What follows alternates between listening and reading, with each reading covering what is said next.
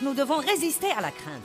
La seule attitude acceptable qu'un chrétien puisse avoir à l'égard de la crainte, c'est « je ne craindrai pas ». Pourquoi? Parce que Dieu est avec moi.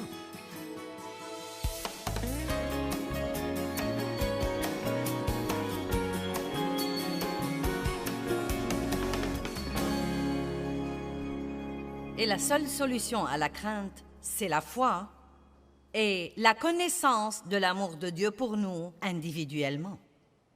L'amour parfait chasse la peur. Comment pourrez-vous faire confiance à quelqu'un si vous ne croyez pas qu'il vous aime tout le temps et qu'il vous aime inconditionnellement? Si Dieu ne va m'aimer que quand je me comporte bien, j'aurai un besoin sérieux et je serai dans le pétrin. Amen? Donc, encore une fois, Dieu vous aime inconditionnellement. La Bible dit des choses étonnantes comme quoi, pour satisfaire son amour, lorsque nous étions encore des pécheurs et des ennemis à lui, Dieu est mort pour nous.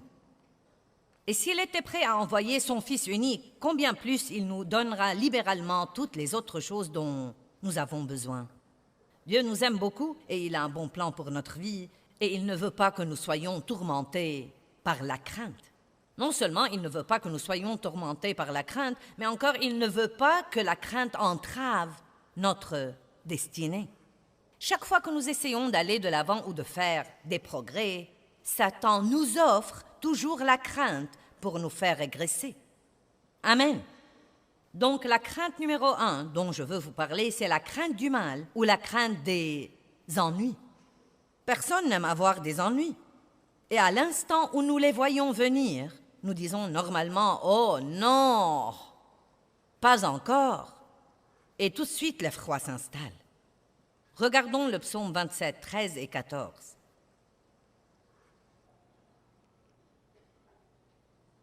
Il dit « Que serais-je devenu si je n'avais pas la confiance ?» Nous parlons de la foi.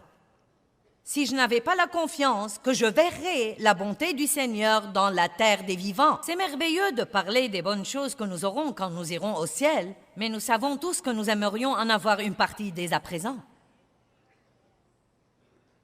David a dit « Que serais-je devenu si je n'avais pas la confiance que je verrais la bonté du Seigneur dans la terre des vivants ?» Donc, je veux que vous fassiez travailler votre bouche pour vous et non pas contre vous.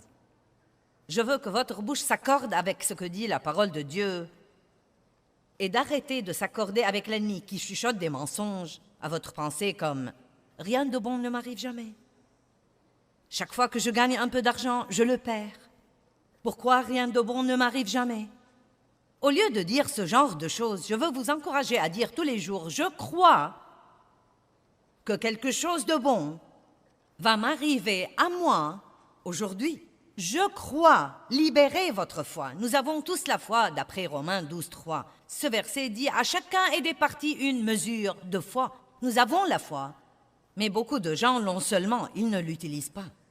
Vous savez, j'avais ce bouclier vendredi matin, car la Bible dit dans Éphésiens de soulever le bouclier de la foi. C'est une autre façon de dire « libérez votre foi ». Quels sont les moyens dont nous pouvons la libérer? Par la prière, par les paroles et par l'action inspirée de Dieu. Combien d'entre vous peuvent se rappeler ça? La prière, les paroles et l'action. Ce que nous disons est très, très, très, très important. Et croyez-moi, ce que nous disons est beaucoup plus important que nous le croyons. La Bible dit dans Proverbe 18, 21, « La mort et la vie dépendent de la langue. Et quiconque l'aime mangera de son fruit, que ce soit pour la vie ou pour la mort. » Je crois que quelque chose de bon va m'arriver aujourd'hui. Et ensuite, j'aime ajouter à ça que parce que je ne veux pas être égoïste et vouloir quelque chose de bon seulement pour moi, je fais suivre ça et je dis, et je crois que quelque chose de bon va arriver par moi aujourd'hui. Amen. À moi et par moi. Sans la foi, nous vivons dans la crainte. Et c'est pourquoi Dieu nous a donné la foi. Sans la foi, nous ne pouvons pas recevoir de Dieu. La grâce et la miséricorde de Dieu ont payé toutes les bénédictions qui sont disponibles pour nous et nous les recevons simplement par la main de la foi. Quand nous libérons notre foi, nous disons Dieu, je crois, et croire veut dire recevoir. Si vous regardez la définition de croire, cela veut dire recevoir. Et la définition de recevoir veut dire croire. Donc quand je dis je crois, je dis en fait je reçois. Sans la crainte, nous ne pouvons pas recevoir de Satan. Pensez-y. Sans la foi, nous ne recevons pas de Dieu. Mais sans la crainte, nous ne pouvons pas recevoir de Satan. Maintenant, ce n'est pas parce que vous ressentez la crainte que vous devez craindre. Et c'est une chose très importante que les gens doivent comprendre. Nous allons toujours ressentir la crainte à différents moments, mais elle n'est pas la mienne jusqu'à ce que je la prenne. Ce n'est pas parce que je la ressens qu'elle est la mienne. C'est signe que le diable essaye de m'empêcher d'avoir quelque chose que Dieu veut que j'ai. Il essaye de me mettre dans un genre d'esclavage ou de me tourmenter à certains égards. Le doute est un type de crainte. L'effroi est un type de crainte. Et je voudrais même vous voir arriver au point où, quand les ennuis viennent, ou qu'il y a quelque chose dont nous devons nous occuper qui va être fâcheux ou pas très drôle ou pourrait probablement, vous savez, être un vrai problème, au lieu de dire « Oh, encore !» J'en ai plus qu'assez de ça. Combien de choses stupides vous avez déjà dites et vous ne vous êtes même pas encore occupé du problème? Oh mon Dieu, ça va me tuer si ça continue. J'aimerais vraiment arriver au point où nous pourrions dire « Tout ce que je dois faire, je peux le faire par Christ qui me fortifie. Je ne craindrai pas. » J'avais autrefois ce sentiment vague autour de moi tout le temps. Et je veux dire par autrefois la fin des années 70. Et j'avais essentiellement eu ce sentiment toute ma vie. Beaucoup de mauvaises choses me sont arrivées depuis que j'étais très petite fille. Beaucoup de choses tristes, beaucoup de mauvaises choses, beaucoup d'abus, beaucoup de craintes. Et tant de mauvaises choses m'arrivaient de tous les côtés que je suis arrivée au point où j'attendais plus ou moins le désastre suivant. Et donc même quand je suis devenue chrétienne et que j'essayais de servir Dieu diligemment, j'avais toujours ce sentiment vague, ce sentiment menaçant. Quelle est la chose suivante qui va arriver? Est-ce que quelqu'un comprend de quoi je parle? Et comme j'ai commencé à étudier la parole, j'étais debout dans la salle de bain un matin. Je vois toujours clairement où j'étais debout. Et j'arrangeais mes cheveux pour sortir ce jour-là et je me suis finalement arrêtée et j'ai dit « Dieu, quelle est cette chose que je ressens tout le temps et qui ne me permet jamais de me détendre ou d'oser même penser que quelque chose de bien va m'arriver aujourd'hui. » Je ne savais pas encore ce que c'était. Et le Seigneur a parlé à mon cœur, le Saint-Esprit a parlé à mon cœur et il a dit « mauvaise appréhension ». J'ignorais ce que c'était. Mais comme Dieu, souvent, s'y prend avec nous, je suis tombée au cours des quelques jours suivants sur le livre de Proverbes 15, et je voudrais que vous le regardiez avec moi. Proverbes 15. Tous les jours du malheureux et de l'affligé deviennent mauvais à cause des pensées angoissantes et des appréhensions, des mauvaises appréhensions. Mais celui qui a un cœur heureux a un festin continuel, indépendamment de ses circonstances. Nos jours deviennent mauvais à cause de l'effroi et des petites craintes vagues, comme quoi quelque chose arrivera qui sera plus que nous ne pouvons supporter. Eh bien, il y a des rumeurs sur un licenciement au travail, je ne sais pas. Mince alors, ça m'a inquiétée, je ne sais pas. Que penses-tu de ce qui se passe dans le monde aujourd'hui? Tout le monde demande à tout le monde, que penses-tu de ce qui se passe dans le monde aujourd'hui? Eh bien, c'est très évident, c'est un gâchis. Et c'est un gâchis parce que les gens, en masse, pas tout le monde, mais comme une nation, nous nous sommes détournés de Dieu. Et les choses ne marchent pas comme il faut quand on essaye de se débarrasser de Dieu. Mais la bonne nouvelle, et il y a toujours de bonnes nouvelles. Mon Dieu, j'en ai assez d'écouter de mauvaises nouvelles tout le temps. Il paraît que tout ce que tout le monde veut faire, c'est de parler des problèmes. Il y a de bonnes choses parce que Dieu est bon et l'Évangile est la bonne nouvelle. Il y a beaucoup, beaucoup, beaucoup de bonnes choses. Et je veux parler de bonnes choses. Quelque chose de bon va arriver dans nos vies aujourd'hui. Et en plein milieu de tout ce bouleversement dans le monde, je crois honnêtement ça. Si nous jouons notre rôle et si nous faisons ce qu'il faut, Dieu s'occupera toujours de nous. Aussi mal que vont les choses, Dieu s'occupera toujours de son peuple.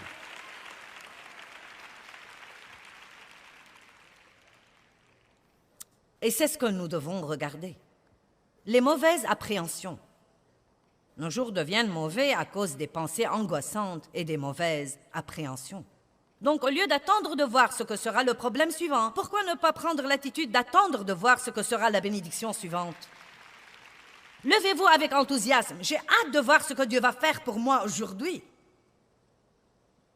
Dieu fait vraiment beaucoup de choses que nous ratons parce que nous sommes occupés à penser aux choses qu'il ne fait pas. Regardons Romains 8, 32, un merveilleux verset. Qui croit vraiment que Christ est mort pour vous? Vous croyez ça aujourd'hui? Alors, écoutez ça. Lui qui n'a point épargné son propre et unique Fils, mais l'a livré sur la croix pour nous tous, comment ne nous donnera-t-il pas aussi libéralement et gracieusement toutes les autres choses avec lui? Oh, bonté divine, c'est un verset riche. Si nous croyons que Christ est mort pour nous, et c'est absolument le don le plus grand, pourquoi vivons-nous donc en craignant que Dieu ne s'occupe pas des autres choses dans nos vies dont nous avons besoin? Quelque chose de bon va arriver. Le roi David, dans le psaume 23, dit « Je ne craindrai aucun mal, car tu es avec moi. » Je crois qu'il faisait une confession là. Je crois qu'il faisait la même confession que j'essaye de vous amener à faire. Tant de ces choses que nous voyons David dire dans les psaumes, je ne suis pas sûre qu'ils fussent nécessairement son compte-rendu de ce qui arrivait. Je crois qu'il déclarait ce qu'il croyait. Je ne craindrai aucun mal. Le Seigneur est mon berger, je ne manquerai de rien. Oui, même quand je marcherai par la vallée de l'ombre de la mort, tu es avec moi. Je ne craindrai aucun mal, car tu es avec moi. Ne craignez pas les mauvaises nouvelles. Et quand vous les recevez, la première chose à laquelle vous devez penser, je suis plus que vainqueur. Que veut dire vraiment ce verset dans Romains 8, 37? En plein milieu de toutes ces choses, nous sommes plus que vainqueurs. J'y ai beaucoup pensé. Et je crois vraiment ce que je me prépare à dire. Je crois qu'être plus que vainqueur veut dire que vous savez déjà que vous avez la victoire avant même d'avoir le problème. N'est-ce pas merveilleux d'être tellement hardi que quoi qu'il arrive, on ne doit pas le craindre? Si je perds mon travail, Dieu m'en donnera un autre. Dieu s'occupera de moi. Il m'a donné celui que j'ai et il m'en donnera un autre. Rappelez-vous, nous recevons du diable par la crainte. Nous recevons de Dieu par la foi. Nous devons résister à la crainte. La seule attitude acceptable qu'un chrétien puisse avoir à l'égard de la crainte, c'est « je ne craindrai pas ». Pourquoi? Parce que Dieu est avec moi. Et tant que Dieu est avec moi, il s'occupera de tout le reste. Dans Ésaïe 30, 18, c'est un beau verset. Il est très long dans la Bible amplifiée, mais il dit que Dieu attend, cherche et désire de trouver quelqu'un pour être bon envers lui et qu'il peut être bon envers ceux qui attendent, cherchent et désirent qu'il soit bon envers eux. Imaginez cette image. Dieu en haut dans les cieux qui dit parce qu'il est si plein d'amour et l'amour veut donner. Oh, que puis-je faire pour quelqu'un aujourd'hui? Et il ne cherche pas quelqu'un qui dit oh, je ne sais pas si je peux supporter ça. J'en ai plus qu'assez des mauvaises nouvelles. Un problème, chaque fois que je me retourne, je trouve un autre problème. Quand est-ce que quelque chose de bon va m'arriver? Dieu lui dira, eh bien, je devrais t'ignorer. Eh bien, que cherche Dieu? Il cherche ce petit croyant doux qui dit « Je crois vraiment que quelque chose de bon va m'arriver dans ma vie. Je crois vraiment que Dieu prend soin de moi. » Maintenant, vous savez quoi? Vous applaudissez tous, mais je veux vous demander, vous allez commencer à faire ça? Et non pas le faire pour 3 jours jusqu'à oublier ce que j'ai prêché pendant que j'étais ici. Faites-en une habitude. Et même au jour où vous avez des problèmes, levez-vous et dites, Dieu est de mon côté, il est avec moi, je ne craindrai pas. Chaque fois que vous ressentez la crainte, dites, je ne craindrai pas. Ne soyez pas un chrétien paresseux, ouvrez la bouche et répondez au diable. Allez. Parlez un peu avec vous-même.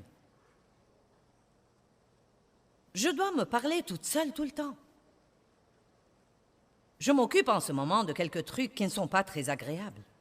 Parfois, je ne dois pas m'occuper de trucs, parfois si. En ce moment, je suis dans un temps où je dois m'occuper de quelques trucs. Et j'ai dû me parler toute seule, même ce week-end. Je suis si contente de prêcher sur la foi. Si contente de prêcher ce matin sur ne pas redouter les mauvaises choses auxquelles nous devons faire face dans la vie. Je dois continuer à dire, cela passera aussi. Ça marchera vraiment bien. D'ici une semaine ou la semaine d'après, ce sera bien fini. Dieu s'en occupera. Parlez-vous tout seul. Ne laissez pas le diable vous parler. Répondez-lui toujours. La deuxième crainte dont nous allons parler un peu ce matin est la crainte du rejet. Savez-vous que si vous craignez vraiment d'être rejeté, vous pourriez commencer à vous comporter d'une façon qui dit « Ne m'acceptez pas, je suis plutôt bizarre ». C'est vrai. Parce que la crainte vous attirera des choses, si c'est une crainte intense que vous avez depuis longtemps. Je peux vous dire en ce moment que pas tout le monde vous aimera, qui que vous soyez. En fait, on dit statistiquement, les experts disent que 10% de tous les gens ne vous aimeront pas et ne m'aimeront pas, et qu'on peut survivre au rejet. C'est un sentiment douloureux. Nous voulons tous être acceptés, et aimés et applaudis, et qu'on nous dise que nous sommes merveilleux, mais tout le monde ne va pas penser ça. Et si nous ne pouvons pas comprendre ça, le diable va toujours utiliser le rejet pour nous empêcher d'avancer. J'y ai pensé ce matin. Vous savez, Dieu est rejeté tout le temps et il est bien. Je ne sais pas pourquoi je n'y ai jamais pensé auparavant. Mais la Bible dit de Jésus qu'ils l'ont haï sans cause. Il était la meilleure chose qui soit jamais arrivée et les gens l'ont haï. Il était rejeté tout le temps. Oh, mais j'aime ce que dit le psaume 118, 22. La pierre qu'ont rejeté ceux qui bâtissaient est devenue la pierre angulaire. Allez maintenant. Ils ont rejeté Jésus, mais Dieu l'a promu. Et qui que soit celui qui vous rejette, si vous gardez vos yeux sur Dieu et que vous ne laissez pas ce rejet vous détruire, Dieu vous promouvra en temps voulu et d'habitude devant les gens qui vous ont rejeté. Dieu nous a donné l'individualité et il s'attend à ce que nous ne la refusions pas. Vous ne devez pas ressembler à tous les autres pour être bien accepté. Et si quelqu'un ne peut pas vous recevoir comme vous êtes, vous n'avez pas besoin de lui dans votre vie de toute façon. Amen.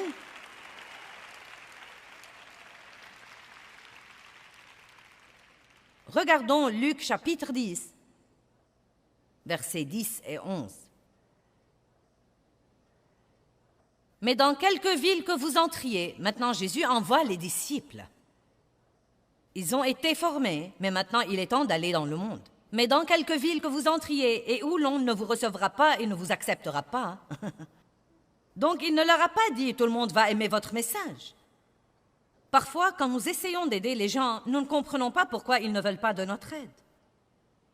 C'est comme « j'essaye de vous aider ». Pourquoi vous ne m'aimez pas? Tout le monde ne veut pas être aidé. Mais dans quelque ville que vous entriez et où l'on ne vous recevra pas et ne vous accueillera pas, sortez dans ces rues et dites, même la poussière de votre ville qui s'est collée à nos pieds, nous l'essuyons pour vous la rendre. Mais j'aime vraiment ce que dit l'un des autres évangiles. Il dit, nous la secouons. Secouez la poussière de cette ville de vos pieds. Quand vous êtes confiant dans l'amour de Dieu et que vous êtes confiant en Christ, vous n'avez pas besoin que tous les autres au monde vous apprécient. Laissez-moi vous donner une parole de sagesse. Arrêtez de vous faire du souci pour ceux qui ne vous aiment pas et trouvez ceux qui vous aiment. Et je prie que vous arriviez tous au point où, quand les gens vous rejettent, vous serez capable de secouer ça et de dire, vous savez quoi? Vous avez un problème. Or, cela ne veut pas dire que nous ne voulons pas apprendre et grandir. Et si nous faisons quelque chose qui détourne les gens de nous tout le temps, à ce moment-là, pour l'amour de Dieu, apprenons et grandissons. Mais le point essentiel, c'est que, aussi bien que vous vous comportiez, il va y avoir des personnes qui ne vous aimeront pas. Ils n'aimeront pas votre personnalité, ils n'aimeront pas vos manies. Vous n'allez pas vous accorder avec tout le monde. Parlons de la grâce pour un instant. Oh, la grâce est une chose si étonnante. Et vous savez, au tout début de mon ministère, je vais être franche avec vous, je montais ici et je croyais que je devais amener tout le monde à m'aimer. Et j'étais si blessée quand quelqu'un se levait et s'en allait, surtout au tout début, parfois, vous savez. Si j'étais invitée dans une église et que les hommes ne s'attendaient pas à moi, il y avait parfois des hommes qui se levaient et s'en allaient. Oh, c'était si dur. Mince alors, cela me blessait parce que je manquais d'assurance. Et je tirais toujours une partie de ma valeur des visages des gens, de leurs actions. Est-ce qu'ils sourient? Est-ce qu'ils froncent leurs sourcils? Sont-ils endormis? Sont-ils éveillés? Et vous savez, quand vous avez la crainte du rejet, vous imaginez des choses qui ne sont même pas vraies. Je me rappelle que j'étais une fois dans une réunion où j'enseignais et au bout de 10 minutes seulement du sermon, une femme s'est levée, elle était dans la 2e rangée, et elle est partie. Eh bien non, mais le diable m'a dit, elle ne t'aime pas. Et j'ai été tourmentée par ça tout au long de mon enseignement ce soir-là. Non mais cela m'a presque achevée parce que je pensais, eh bien, mon sermon doit être mauvais. Et vous savez, c'est horrible. Non, mais si vous croyez que c'est dur que le diable attaque votre pensée, essayez de prêcher dans une salle remplie de gens et voyez-le attaquer votre pensée. Et quand cette réunion s'est terminée ce soir-là, quelqu'un est venu me dire « Mon amie m'a demandé de te dire qu'elle était vraiment désolée de devoir partir pendant que tu prêchais, mais elle devait aller au travail. Mais elle voulait tellement t'écouter qu'elle a fait tout le chemin jusqu'ici juste pour pouvoir t'écouter pour 10 minutes. »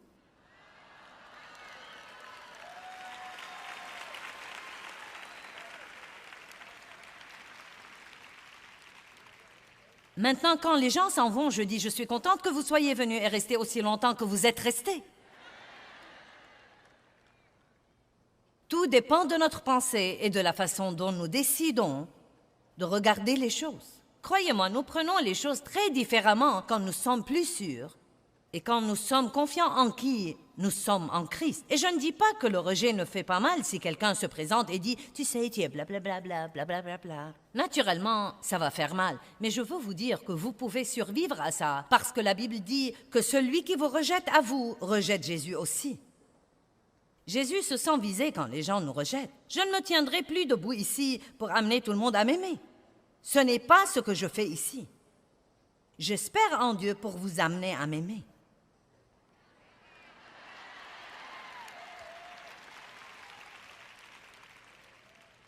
Peut-être qu'il y a quelqu'un qui est venu ici aujourd'hui comme invité et vous pensez « Ça ne marche pas, sœur, car je ne t'aime pas. » Eh bien, donnez à Dieu un peu plus de temps et vous m'aimerez. Vous m'aimerez.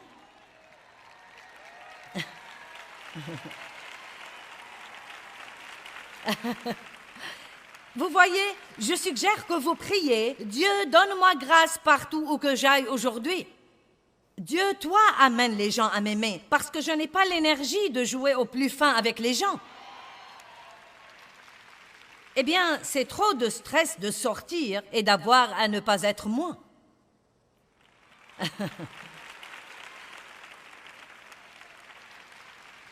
Et je vais vous dire quelque chose que nous devons tous faire. Si vous voulez rendre service aux gens dans votre vie, donnez-leur la permission d'être qui ils sont. Dave m'a fait le meilleur compliment ce matin. C'est un ange, il m'a aidé à me sentir si bien. Hier, je parlais de combien j'ai changé au cours des 45 ans de notre mariage, et j'ai dit, vous savez, Dave s'est marié à 20 femmes différentes.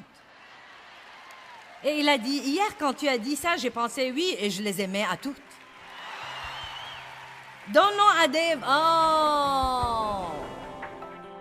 Je veux que l'enseignement d'aujourd'hui vous donne une meilleure compréhension, comme quoi nous recevons toutes les bonnes choses que Dieu nous réserve par la foi, mais que nous pouvons aussi recevoir les mauvaises choses que l'ennemi nous réserve par la crainte. Nous devons donc faire confiance à Dieu, et cela nous aidera à résister à la crainte. Vous savez, Dieu vous aime, et il ne veut pas que vous soyez tourmentés par la crainte ou quoi que ce soit. Il ne veut pas non plus que la crainte vous éloigne de votre destinée.